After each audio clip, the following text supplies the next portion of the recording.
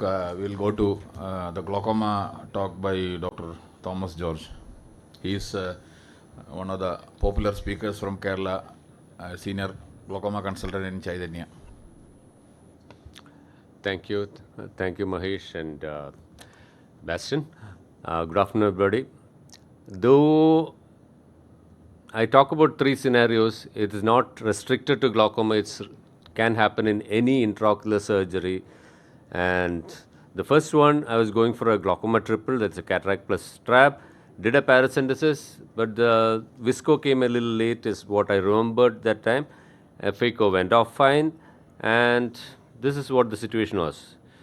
Once the visco was out, after lens was removed, the AC kept on shallowing, the lens kept on tilting, and I tried to put an air, and the air comes off, and the globe is very soft actually. So I knew what was going on, so I went on and did a sclerotomy to drain the choroidals. And once that was done, the anterior chamber formed and stayed formed. You can see that the bubble is not flattening out anymore.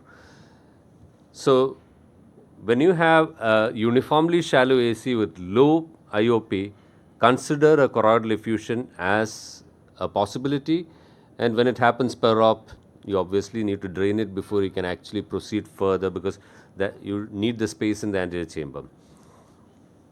The next one I'm going through is a 50-year-old diagnosed as an angle closure, and it was on multiple drugs, including Pylo, going to multiple centers, had PI both eyes, but actually the PIs were not patent when it reached us again. There were multiple areas which was tried. Intraocular pressure was 40 in the left eye. I added mannitol and completed the PI and took the patient for TRAB a couple of days later. Even then, the pre-op IOP was 30. Pre-op mannitol was given and controlled paracentesis and proceeded to surgery. Everything was routine till the PI was done. And after the PI was done, I thought I'll try to reform the AC a little bit, and this is what happened. Out comes the anterior vitreous phase, and in panic, I did what I would not have probably done before. If I thought about it a little bit, I actually reposited the vitreous, and mind you, that was quite a tough anterior vitreous phase. It didn't burst open at all, which I was surprised by. Reposited the vitreous, sutured that trap temporarily, and went ahead and decided to go for a Chandler's procedure. When it's an emergency, you have to do something on your own, so you do, but otherwise, if you have the time to think and plan to post the patient with this situation, you would probably want to do get a vitreoretinal surgeon to do a core vitrectomy. That would be preferable with less complications.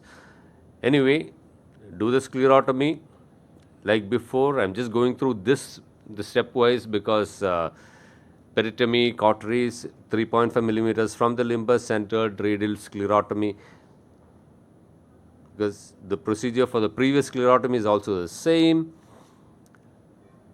and cauterize to keep it a little open.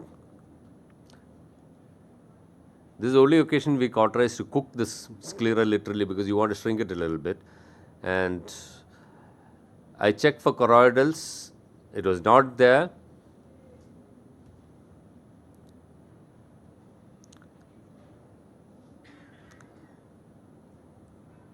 Unlike the previous case, the globe is not deforming, it's hard and tight, and it's not forming either.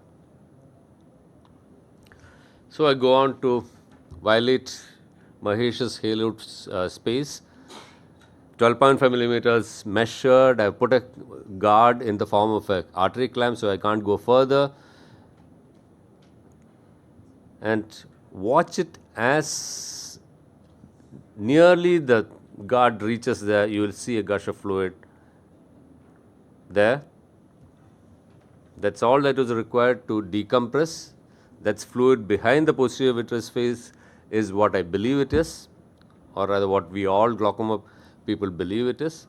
And now you can see the globe deforming, the IOP has come down, it forms easily. I could continue and do the rest of the surgery, but mind you, uniformly shallow AC, high pressure, consider malignant glaucoma as a possibility, and you may, these are procedures you may end up doing it. So you should be familiar, you should have worked it out in your mind, so that when the time comes, you will be able to do it. The third case is again a glaucoma triple I was attempting on an elderly lady well into her 80s, brown cataract, so I needed more time for the cataract part of it. And the AC shallowed during the cataract part of the surgery, and the IOP again was a little on the higher side. And soon I had a PC rent. So when you have a PC rent, you start doing vitrectomy. Concentrate on top of the video. I noticed it a little late, but on the video you can see it brown, and that's the ora serrata, which none of us usually see, but the retinal surgeons regularly see. And once I notice ora serrata, out come the iris hooks. I'm trying to get rid of everything, but it's just walking across a pupil.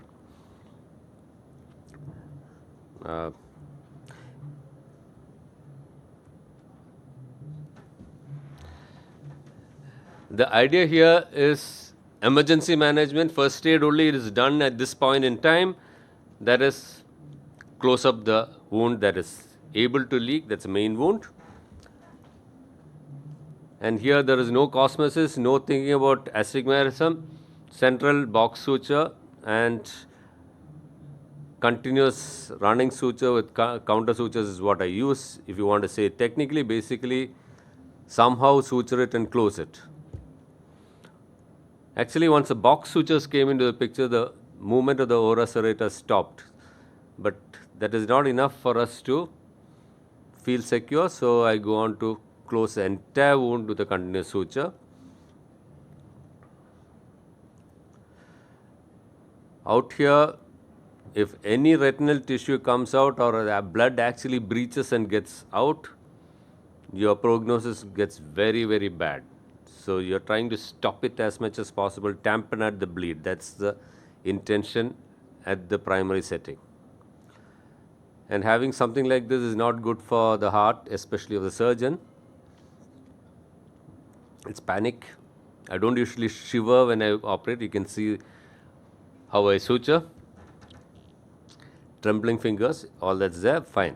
Anyway, over the next few days to weeks, the hemorrhage just absorbed, so we did not have to actually drain it, but we needed a PPV procedure. I got Manoj to help me with that, and Dr. Manoj is our vitreoretinal surgeon in Chaitanya, and an IOL was placed, vision was good, but 1 month later, traction at the vitreous base did what it always does, a GRT on the opposite side, repeat procedure, vitrectomy procedure had to be done, and the final vision was 6/9, IOP controlled.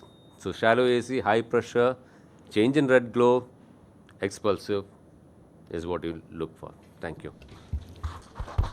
Thank you, Thomas. This first case you drained suprachoroidal, serous choroidal detachment. In the second case, it was anterior vitreous, that liquid anterior vitreous that came out. Not liquid, it's posterior misdirection. Misdirection. 3 months of pilocarpine What is on that acute instrument, that closure. long one? What is MVR, that? MVR. MVR knife only. But then you, But that one you have gone through 4 millimeter only, no? That same area. 3.5. 3.5. That's not that. The one thing I was just thinking is, if you do an indirect and see in which area the choroidals are there, that area you can drain. That is a very easy. When we see there is a choroidal detachment, we see, okay, temporarily there is a CD, then we go. So this thing will help so that you don't. The thing is, when retinal surgeons drain, they put one trocar in a tiny thingy. Not like this, where I can put a cyclodialysis in. We work Thank on you. space. Thank you. Thank you, Dr.